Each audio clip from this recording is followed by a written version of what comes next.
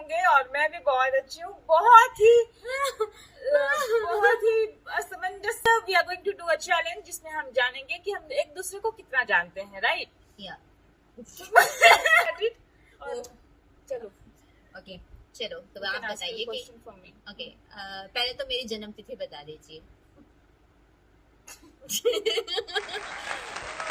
गाना कहते हैं 97 डेट ऑफ बर्थ है। 97 डेट ऑफ बर्थ। 97 ही है वो तो साल हुआ ना। हाँ, मतलब आगे वाली नहीं आती। आप बताएं मेरी जन्म तिथि क्या है? इसकी जन्म तिथि पहले तो इसको ही नहीं पता, सच में बता रही हूँ। इसकी जन्म तिथि के इसको अगर पूछे कि तेरी जन्म तिथि क्या है, मैं 28 तारीख को सुबह 4 बजे पैदा हुई थी, तो इस हिसाब से पंडित मुझे 28 बोलते हैं, पर बाकी सब बोलते हैं मैं 27 को पैदा हुई थी। तो एक दिन ऐसे पता चला इसको मेरा वो नहीं पता नहीं है। अच्छा, तो जब आप खुद को ही नहीं पता तो दूसरों को क्या पता होगा। और मेरा आता है 19 अक्टूबर को। बस कर, चलो अब आप पूछो। आप मुझे बताएं कि क्या मैं जिंदगी में करना क्या चाहती हूँ? इसको यही नहीं पता ये जिंदगी में क्या करना चाहती है।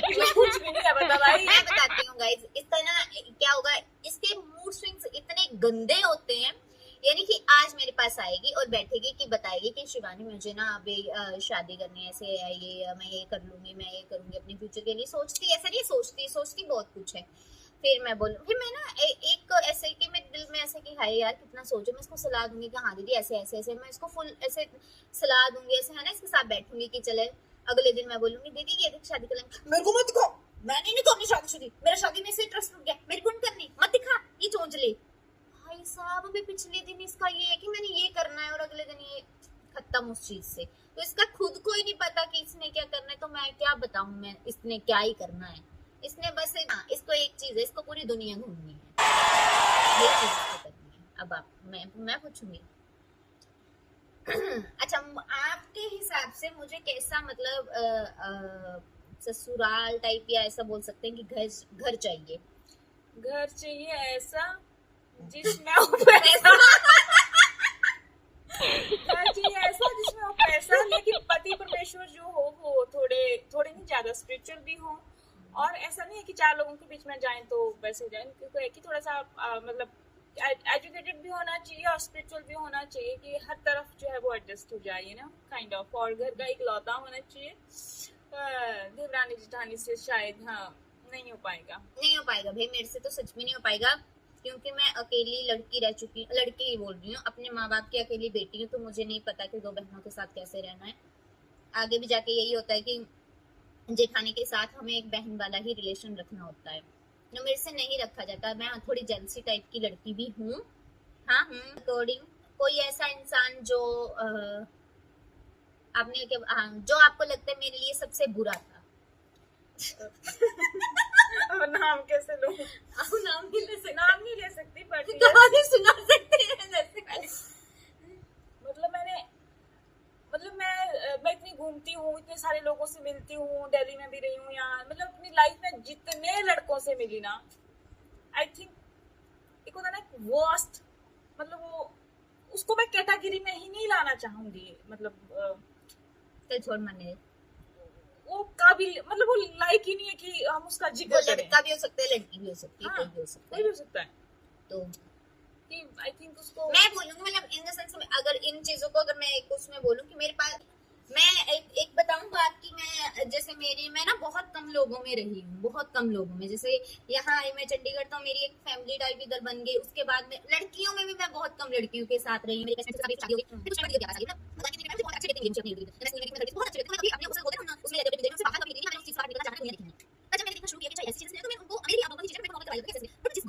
एक बार मिली ना, यानी अब मैंने देखा कि ऐसी चीज ऐसी, भाई साहब मैं ऐसे अच्छा मैं भगवान का शुक्रगुजार हूँ कि उन चीजों से मेरा पलड़ा बहुत जल्दी छूट गया। तो मैं वो उस चीज को अपनी लाइफ का सबसे बुरा इंसिडेंट मानती हूँ। मतलब वो एक काइंड ऑफ चुगली aunty gang kind of group का आई कैन से। हाँ, ऐसे अभी है हमारी बातें, तू देख अभी तेरी बातें कितनी आएंगी। पूछे प्रश्न तो आप पूछोगे। मेरी बारी है।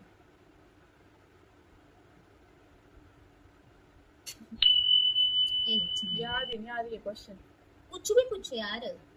Do you love me?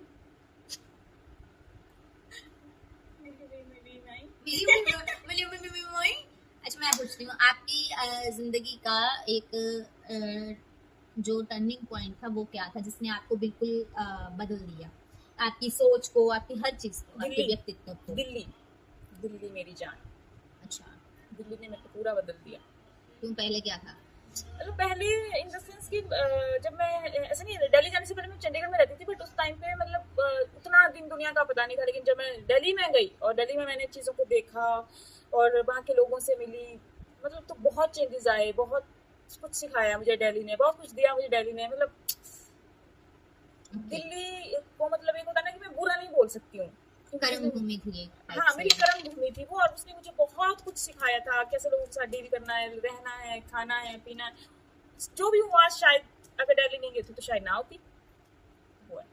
ना होती तो नहीं होता, दिल्ली नहीं गई होती तो होती, बट ऐसी ना होती। ऐसी ना होती, ऐसी हाँ, जैसी ऐसी। मैं आज हूँ हाँ। तो नहीं होता था कि मैं किसी से बात ही नहीं करती थी। और आज मेरा काम, मेरा जॉब, मेरा ऐसा है कि मुझे सबसे बात करनी पड़ती थी, और वो बिल्कुल ऑपोजिट था मेरे लिए कि मैं किसी से बात ही नहीं करती थी। इसको पूछ, जब मैं ये पहले दिन आई थी मैंने इनसे बात ही नहीं की, क्योंकि मेरा नेचर ही नहीं है किसी से बात करना। मेरे को, मैं अपने बहुत ईगो एटीट्यूड, पता नहीं किस चीज का क्या था, मतलब ये नहीं ईगो एटीट्यूड नहीं, मेरे को ऐसा लगता है कि यार मैं क्या बात करूंगी इससे, मेरे को अंदर से मैं क्या बात करूंगी, मैं क्या बोलूंगी, मैं आज बोलूंगी तो ये मेरे बारे में क्या सोचेगा।